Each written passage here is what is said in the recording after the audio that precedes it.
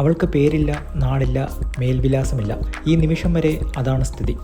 രാഹുൽ ഗാന്ധി പറഞ്ഞത് കേട്ട് അവൾക്ക് വേണ്ടി സമൂഹമാധ്യമങ്ങളിൽ അലഞ്ഞു നടക്കുകയാണ് ഇന്ത്യക്കാർ. അക്കൂട്ടത്തിൽ കോൺഗ്രസ്സുകാരുണ്ട്, BJPക്കാരുണ്ട്. ആരാണ് ഈ യുവതി? ഹരിയാന നിയമസഭാ തിരഞ്ഞെടുപ്പിലെ വോട്ടർ പട്ടികയിൽ 22 തവണ കണ്ട ഈ ഫോട്ടോ ബ്രസീലുകാരിയായ മോഡലിൻ്റേതാണ് എന്ന് രാഹുൽ ഗാന്ധി പറഞ്ഞത് വോട്ട് ജാരി പരമ്പരയുടെ ഭാഗമായുള്ള വാർത്താ സമ്മേളനത്തിലെ ഞെട്ടിക്കുന്ന വെളിപ്പെടുത്തലായിരുന്നു. അപ്പോൾ ആരംഭിച്ചതാണ് ആരാണിവൾ എന്ന തെരച്ചിൽ. 1 ലക്ഷത്തിലേറെ തവണയാണ് ഇന്ന് ഈ ഫോട്ടോ ഡൗൺലോഡ് ചെയ്യപ്പെട്ടത്. കാര്യം ശരിയാണ്. വോട്ടർ പട്ടികയിൽ 22 സ്ഥലത്ത് ഈ യുവതിയുടെ ഫോട്ടോയുണ്ട്. പല പേരിൽ: CT, സരസ്വതി, ലക്ഷ്മി, സീത, അങ്ങനെ. സംഗതി ഫേക്ക് ഫോട്ടോ തന്നെയാണ്. എന്നാൽ ചിത്രത്തിലുള്ളത് ബ്രസീലിയൻ മോഡലാണെന്ന് ഉറപ്പിക്കാൻ പറ്റില്ല. ആകാതെയും ഇരിക്കാം. ബ്രസീൽ മോഡലെന്ന് രാഹുൽ പറഞ്ഞത് ഒരു നല്ല അനുമാനമായി കണക്കാക്കാനേ പറ്റൂ. കാരണം ഈ ചിത്രത്തോടൊപ്പം കണ്ട പേര് ആ പെൺകുട്ടിയുടേതല്ല, ഫോട്ടോഗ്രാഫറുടേതാണ്. മത്തേവൂസ് ഫെറേറോ എന്നാണ് ആ പേര്. അദ്ദേഹമാണ് ഈ ഫോട്ടോ പോസ്റ്റ് ചെയ്തിരിക്കുന്നത്.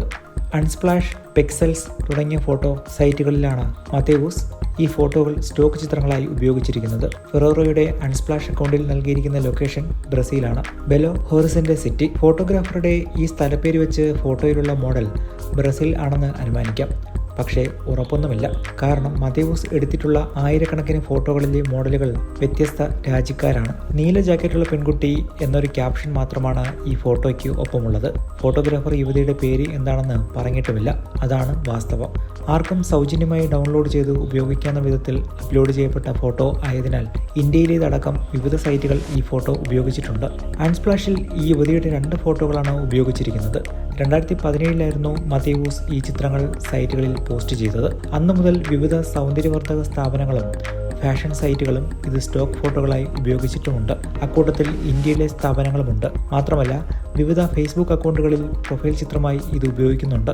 ഇതേ രീതിയിൽ വോട്ടർ പട്ടികയിലും ഉപയോഗിച്ചതാകാനാണ് സാധ്യത. രാഹുലിൻ്റെ വാർത്താ സമ്മേളനത്തിന് പിന്നാലെ ഈ യുവതിയുടെ ഫോട്ടോ ഉപയോഗിച്ച് നിരവധി വ്യാജ ഇൻസ്റ്റഗ്രാം, ഫേസ്ബുക്ക് അക്കൗണ്ടുകളാണ് സൃഷ്ടിക്കപ്പെട്ടിരിക്കുന്നത്. 2017 പോസ്റ്റ് ചെയ്ത ഒരു ഫോട്ടോ ഇത്രയും പെട്ടെന്ന്, അതും ഇത്രയും കാലം കഴിഞ്ഞ് വൈറലാകുന്നത് ഒരുപക്ഷെ ആദ്യമായിട്ടായിരിക്കും. അക്കാലത്ത് AI ഫോട്ടോകൾ ഉപയോഗിക്കപ്പെടാത്തതുകൊണ്ട് ഇത് ഒറിജിനൽ തന്നെയാണെന്ന് കോൺഗ്രസിന് ആശ്വസിക്കാം.